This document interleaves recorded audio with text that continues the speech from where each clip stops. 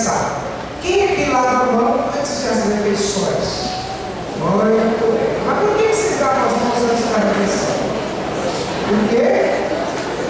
Porque a mão da gente tem bactérias, tem germes, tem um monte de coisa, né? Tem fungos, tem algum tipo lá de qualquer coisa. Não sei se tem vírus na mão, mas sei lá. Mas tem um monte de coisa, não é verdade? Então, quem lava a mão antes das refeições?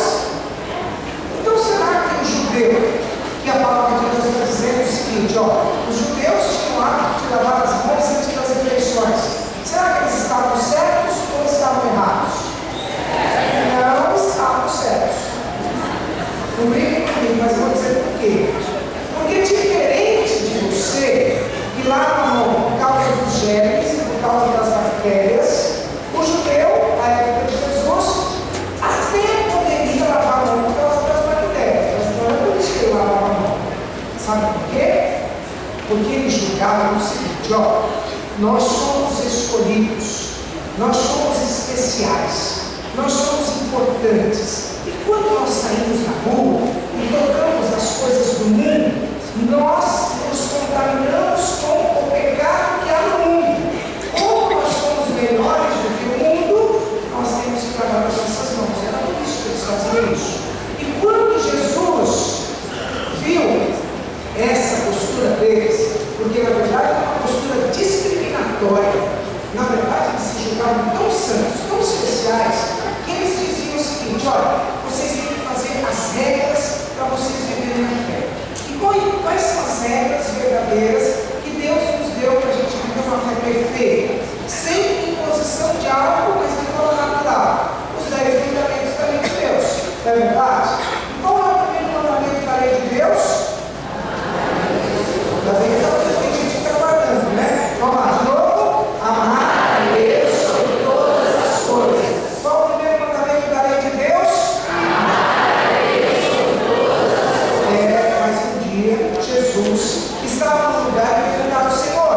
Olha, qual é o maior mandamento da lei de Deus? Jesus vai dizer assim, ó, o maior mandamento da lei de Deus, ele só pode ser vivido se ele for acompanhado de um outro mandamento. Amar a Deus sobre todas as coisas e ao próximo como a ti mesmo. Isso é o que diz a lei e os profetas lá no Antigo Testamento. Então o que acontece? Quando o Moisés recebeu as tábuas da lei, na verdade, o povo hebreu era um povo que não se chamava como judeu.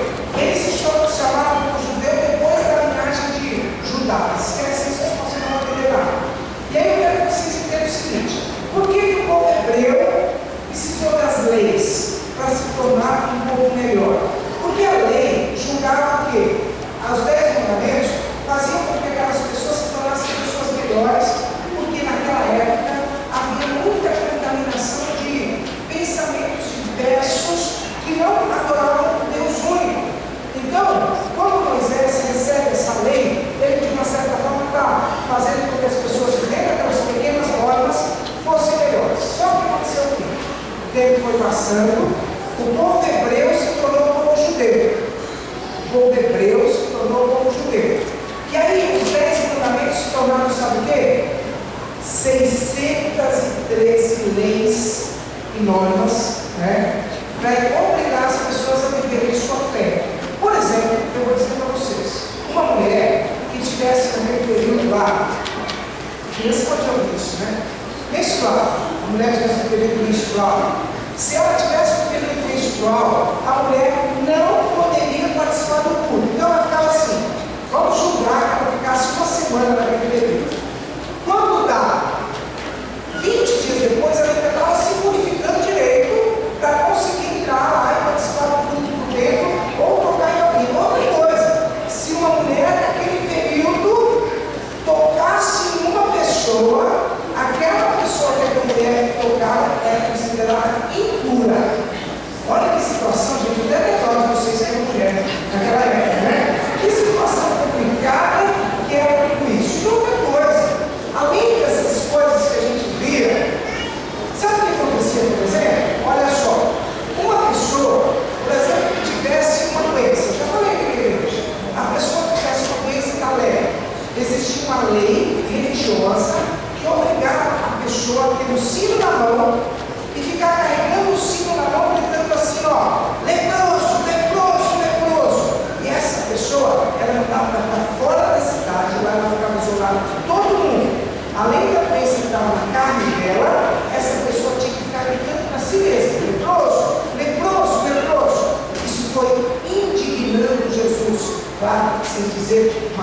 coisas que iam acontecendo.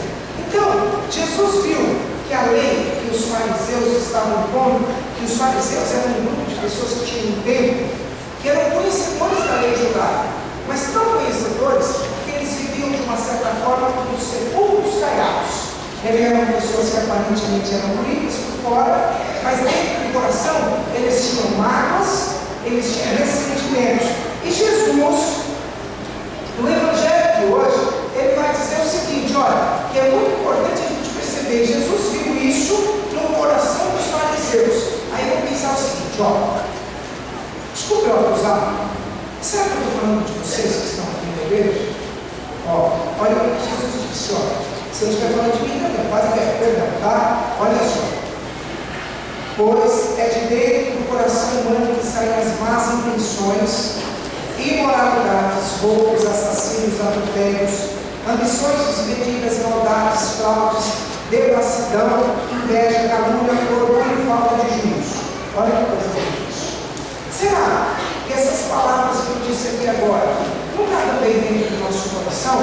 Talvez a gente está até criticando os judeus lá, os fariseus, mas a gente também tem isso, não é verdade? Quantas vezes você chegou com uma pessoa, de vez em quando a gente faz isso, fala assim: olha, mulher, a senhora é engraçadinha, a senhora acha que isso é bonito, a senhora está fazendo, a senhora acha que eu estou cantando barro, a senhora não pode cantar barro, que cara está cantando barro? Brincadeira. Mulher, a senhora tem um comportamento muito ruim, a senhora é uma mulher que não resta direito, a senhora é uma mulher que é pecadora, a senhora é uma mulher que é pecadora, porque ela é minha amiga, não vai fazer nada comigo, tá, gente? E aí a gente fica apontando o defeito dessa irmã que está aqui na frente, e a gente percebe que dentro do nosso coração nós vemos tudo aquilo que muitas vezes nós acusamos os outros. É interessante como a gente quer que todo mundo seja diminuído, para que a gente cresça. Vocês já perceberam que a maior alegria de algumas pessoas é fazer com que o outro fique triste ou que o outro encontre um problema na sua realidade de vida para que ele fique feliz? Tem gente que adora desgraça alheia. É verdade. Tem gente que adora impor normas de vida aos outros e não se impõe normas de vida pessoais. Olha, eu digo para vocês uma frase que me marca muito de vez em quando. O homem vê a face, mas Deus olha o coração. E muitas vezes nós não deveríamos ser sinal de amor, somos sinais de acusação. Muitas vezes nós não deveríamos usar a nossa fé para aproximar as pessoas, espalhamos, porque vivemos uma religiosidade no qual nós sempre achamos que somos mais importantes do que os outros. Eu disse no ano passado na missa: você só está aqui na igreja hoje porque você é pior do que todo mundo. E é verdade. Entenda isso como um incentivo. Entenda isso como alguém que está querendo dizer o seguinte: ó, não importa a pessoa, todos nós temos motivos para melhorar. Bom, se as leis lá do Antigo Testamento, lá do Evangelho do Novo Testamento, que Jesus estava falando, eram leis muito rigorosas, aí eu quero voltar um pouquinho para a nossa igreja católica apostólica romana. E a nossa igreja, ela também precisa de leis. A nossa igreja que está aqui na igreja precisa de leis. Por exemplo, ó, muito bem, criança, daqui a pouco vocês vão receber a primeira Eucaristia, não é verdade? Vão receber, vão. E na primeira Eucaristia que vocês vão receber, eu acho que os catequistas já estão ensinando para vocês o seguinte: para receber a Eucaristia, a gente tem que estar com o sacramento da confissão. Daqui uns dias virão aqui na palavra um monte de padres, daqui uns 8 padres, é verdade, para pegar e olhar para a cara de vocês e ouvir a confissão de vocês. Aí os padres vão olhar para vocês com cara de bravo? Não, porque o padre sabe de que material ele é feito e ele precisa também fazer a glória de Deus.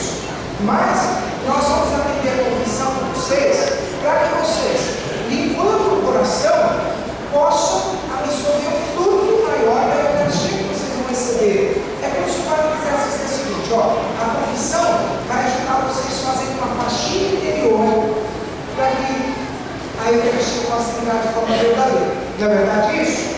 Então, olha só, uma regra e uma lei, a igreja pede o seguinte: que as pessoas que vão comungar vivam, busquem outro sacramento anterior, que é o sacramento da confissão, para que você ponha o fruto desse sacramento. Agora vocês já viram que volta e meia na frente, uma pessoa da liturgia diz assim: ó, amados irmãos e irmãs, estamos na casa do Senhor, desliguem os nossos celulares, não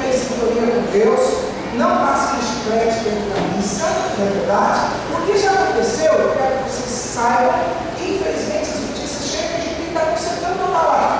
É uma lei pequena, mas tem um sentido. Tem gente que você já recebeu a Eucaristia e coloca a Eucaristia junto com o chiclete na boca. Isso é verdade, eu já vi. E aí você faz o quê? Quando você viu, já está mastigando duas coisas junto ao mesmo tempo.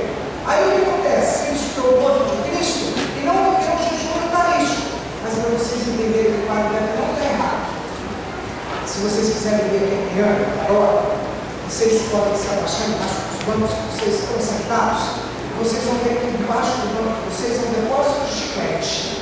É verdade, depósito de chiclete. Tem semana que a gente tira 3 baldinhos de chiclete embaixo dos bancos. Não vou não agora não fazer mal. Mas o que o Padre está querendo que vocês entendam, meus irmãos e minhas irmãs, olha só. Pequenas regras de convivência dentro da liturgia, pequenas posturas que a gente precisa ter, a gente tem que entender realmente o sacramento que nos ajuda em nós. Eu estou na igreja, estou rezando. E a minha oração, ela precisa se traduzir nos meus relacionamentos. Eu falo para querendo encerrar a igreja para você o seguinte, regras que precisam na igreja que o sacramento produzir fruto. E como é que eu reconheço que o sacramento não está produzindo fruto na minha vida? Como é que eu vejo que o sacramento que eu recebi na missa está produzindo fruto na minha vida? Primeiro, se eu me aproximar dele com humildade, eu estarei sempre, junto com as pessoas que estão à minha volta, eu estarei sempre o quê? Chorando e não dividindo. Tem gente que passa a vida inteira arranjando, volta a dizer, uma forma de acusar os defeitos dos outros. Vamos acabar com isso? Não é verdade? Vamos acabar com isso? E é isso que Jesus queria tirar dos fariseus. Então, diga para a pessoa que está do seu lado o seguinte, olha, você é uma pessoa especial para Deus. Pode falar para essa pessoa que está do seu lado.